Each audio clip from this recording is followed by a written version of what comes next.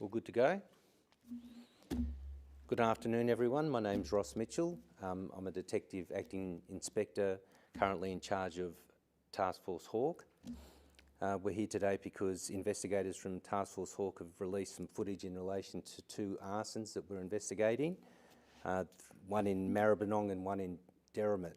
The first arson occurred on the 6th of April 2005 at approximately 1:30 in the morning. You see two offenders attend to two vehicles and put accelerant on the vehicles and light it, causing extreme damage to the vehicles.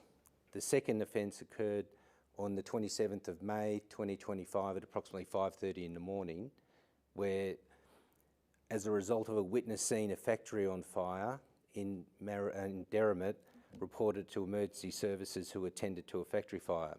Offenders have forced entry in relation to the factory, spread accelerant and set the factory on fire.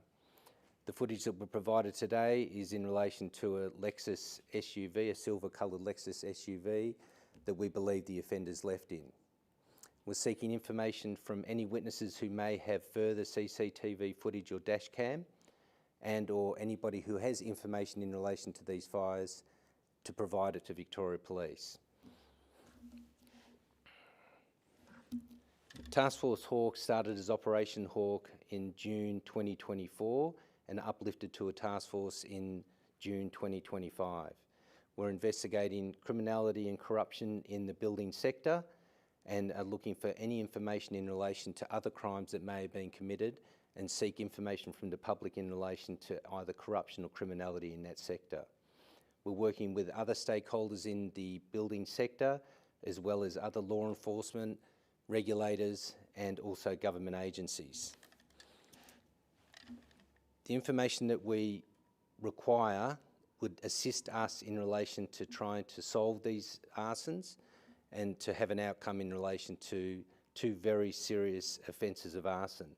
Arson is a very, very serious offence and can cause catastrophic property damage, loss of life or serious injury.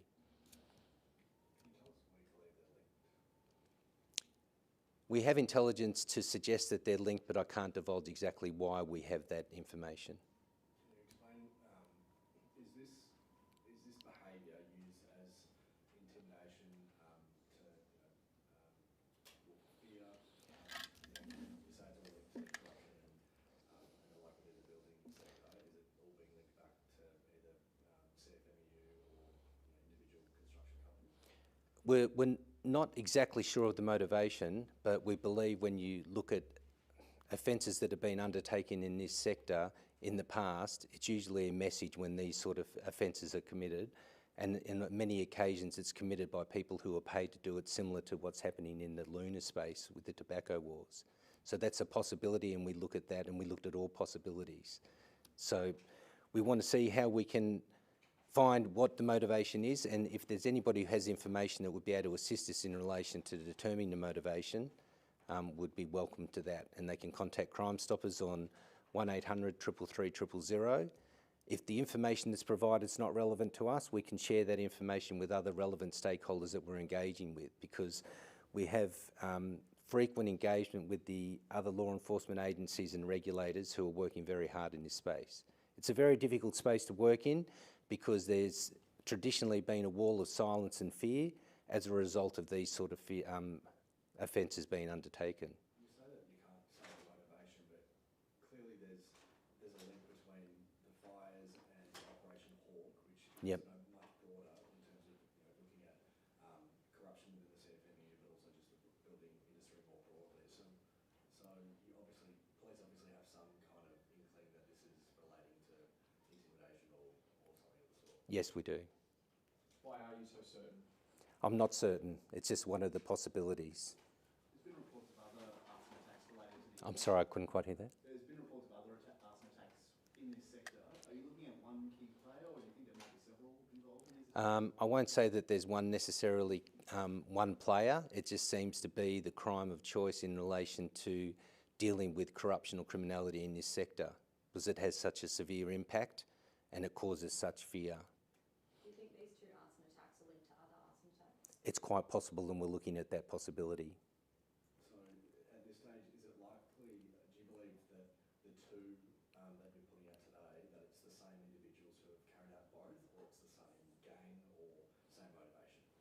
Well, definitely, I believe it's the same motivation, and it's possible that it may be the same offenders. Hawk's been in operation for some time now. How would you characterise the level of corruption and criminality that we're seeing in the sector? Well, it's been widely reported in relation to infiltration by organised crime, outlaw motorcycle gangs. I think it's been shown, and it's clearly been shown, that there has been infiltration. I think things are changing, but it's a slow change. I think there's cultural issues in relation to it. I think it's a very unique environment from the point of view that there has been this sort of behaviour going on unchecked for a long period of time because people haven't felt safe to report the crime to the law enforcement authorities. And that's the message we want to give, that it is safe to report it, and we'll do everything and anything we can. If it's not relevant for us to actually take any action, we'll refer it to the appropriate regulator, other law enforcement, whether it's federal or otherwise, or we work together in that space, and that's what we're trying to do. But we're trying to change a culture and an understanding that you don't need to remain silent, and we will do everything that we can to try and help. But clearly, these fires have been lit, as a way of intimidating and instilling fear in these individuals. What makes you think that, by issuing a message to those that you guys, that the police can protect these individuals and not to be fearful, that will stop this behaviour and it's obviously very complex as well. Yeah, it is complex, and what I'm hoping is that we get an outcome from it, and that the outcome will encourage people to start cooperating and feeling safe to report it, because as it is at the moment, I don't think that they have felt safe to do it. And I just don't think, and I think that with everything that's been happening up to date and having an understanding that we have many agencies working together for the same purpose, that, as I said, if it's not us, it'll be something else, and we need to change. And I think people, and the sense I'm getting is that the industry is sick of it. And I think that they want the change as well, and this is an opportunity for that change to take place. You say that, though, the industry's sick of it. Is that the problem that we're now in? Is that it's been reported in recent weeks that there could be potential building companies that are now involved in this as well, that there is now this backlash against individuals within the union or individuals belonging to construction companies who are speaking up? Well, I'm not sure exactly what individual instance that you're talking about, but what's necessarily been reported isn't necessarily what I think or exactly what's happening. So there's definitely people who want change, and that's what we're trying to do. Are these instances that you're referring to today, are they linked to individuals who have been trying to see change? No, I won't say that that's the case. I would say that when you look at the offences that have been committed, back in April and in May, that it was still a situation where people were being targeted because the people who are probably coordinating this, and that's what we're trying to get to, still felt okay or felt that they could undertake this course of action. Are there additional powers or resources that you need that you don't have? As it is at the moment, I wouldn't say that there's additional resources or powers. What we've done is we've established a task force of detectives who have varied skills. They come from Echo Task Force, Criminal Proceeds, Financial Crime, Drug Task Force, and as such, it's a wide variety of skills and experience, and I've got a very driven group of detectives who are intent on, getting results in this sector. And the thing is, we're well supported by the other regulators and other government authorities, and I believe strongly that we will have success. Has the task force investigation led to any charges? As it is at the moment, the only charges that have been publicised is in relation to a gentleman who was charged with threats to kill. Can you explain a little bit more in terms of what police have uncovered regarding the way in which these crimes are carried out, specifically relating to one of those, where it was torched in the driveway? The physical house wasn't torched. No. It was the driveway and the cars. Yep. What do you think that is? Probably easier. So the intention isn't to kill the people inside? I don't think so, no. I think it is property damage in that instance, in that particular fire, and to probably create that element of fear or intimidation or send a message. So what do you make of that It's abhorrent. Because there could be, you could ultimately, light the house on fire, kill people.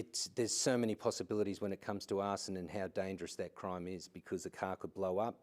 There could be innocent people who try and do something to protect the property, whether it be a neighbour or otherwise. Fire is catastrophic, and as we've seen death, serious injury, and the serious injury isn't just necessarily always just victims of the actual crime, but on occasion there's been serious injury and death of an offender who's actually undertaken this course of action. It's been reported that specifically that house, which was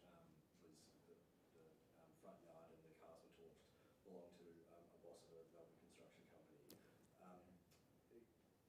Firstly, A, can you confirm that? And B, did that person have any awareness that there could be a target on their back? Oh, I'm not going to talk about the discussions I've had with the victim at this stage or disclose who that victim is. Is it frustrating that you've only been able to lay one charge so far as this investigation? No, I'm not frustrated, because I think as it is, these are very complex investigations that take a long time, and the resources that we do have and the technology that we have doesn't mean that these things happen quickly, and I believe that we need to be patient and we need to do things thoroughly. It's very easy to accuse, but it's different to prove something. It's just... Is it believed that a lot of this behaviour is still entrenched within the union, or does it appear to be a lot more widespread that it could involve construction companies as well? It's definitely greater than just the union. One charge that's been made, that threat to kill, when was that charge laid, and can you tell us anything about that? Believe that that's coming up to court in October. And can you tell us anything about what that gentleman is alleged to have done? Well, just that, making threats to kill to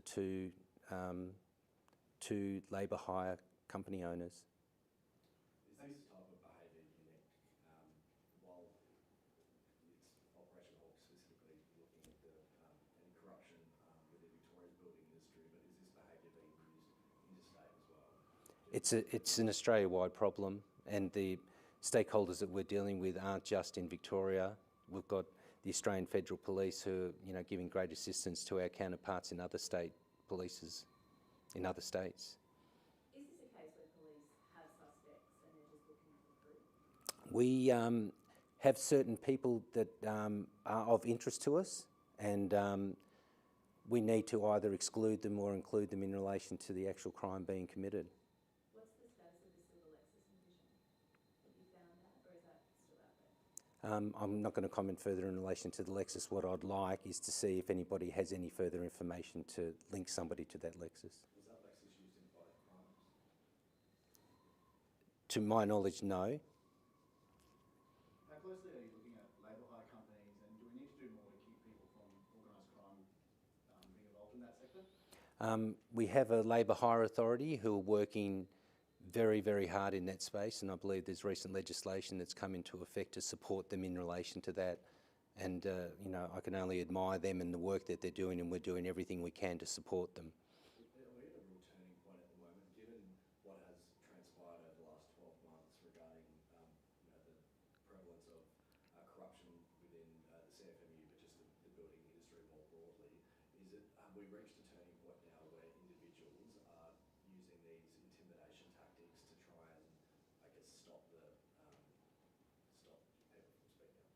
speaking up? I think that when I talk about a cultural change, I think the cultural change is multifaceted from the point of view about how the sector is operated and how the companies, whether they've been intimidated or extorted or otherwise, have dealt with that situation. And I'd like to think that they feel greatly supported and they understand and need a cultural change so things do change, because it can't and it couldn't continue the way it was going, and this is a great opportunity. Can you confirm that both of the incidents, are they relating to individuals in the construction industry or individuals in the union? I would say that it's more akin to the construction industry. Is it frustrating that figures like Mick Gatto are still entrenched in the industry? Is there anything that we can do there? I'm not going to talk about Mick Gatto in this particular instance. I wanted to concentrate on the fires. And do you have an update on the investigation into Derek Christopher? There was a raid in 2019, but I don't believe any charges have been That's still a work in motion, so to speak, in relation to whether or not charges are laid. Are you concerned that there could be far more than 2 fires linked to this cultural problem? Yeah, there would definitely, in my view, be more than just the 2 fires. How many? How widespread it is? I think that when you see what's been happening, you know, when you see the fires and when you talk about whether it's a construction company or otherwise, there's always the possibility that it's linked.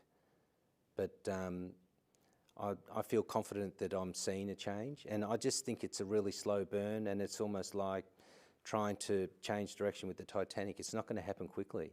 And if people think that it's going to happen quickly, we have to be patient and we have to be thorough and we have to make sure that we dot all the I's and cross all the T's to ensure that if we take any action, if we lay any charges, or if we do anything in this area, that we've done the right thing and we've got everything that we need.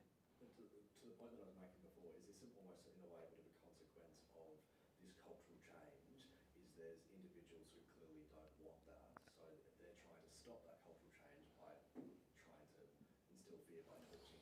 That's quite a possibility, yeah. There's definitely going to be those who don't want the change. And this is what's happening as a result? I would say that it was happening irrespective, that it was just what was happening anyway, even, you know, prior to the formation of the task force. Are they, how complex is it in terms of linking it back to this issue and corruption within the building industry? It's extremely difficult. How many fires is the task force currently investigating that it believes are linked to corruption? There has been, I won't say a number, we've been attempting to review many fires, and some of them that we don't believe are connected and some of them could be connected, but I won't give it a number. More than 10? I won't give a number. No, not going to give a number. What sort of penalties are these offenders facing? Oh, many years imprisonment. Because of the seriousness of the arson. It's hundreds of thousands of dollars worth of damage just to the factory in Derrimut alone, let alone the 2 vehicles. So, given we're talking about a factory in Derrimut and then a home in Maribyrnong, does it appear that this tactic, these individuals aren't necessarily targeting family homes, but they're targeting, you know, any kind of assets belonging to individuals, whether that be business or their own home? Yes. Lexus, was that stolen in the first place? I believe that the Lexus is stolen, yes. Is that business and the home linked to the same individual? What do you mean by the same individual? So so that family home that was targeted, and the family that live inside, do they have any personal connection to that business that was targeted in Derrimut? No. Other than the fact that it's just broader construction industry? Yeah.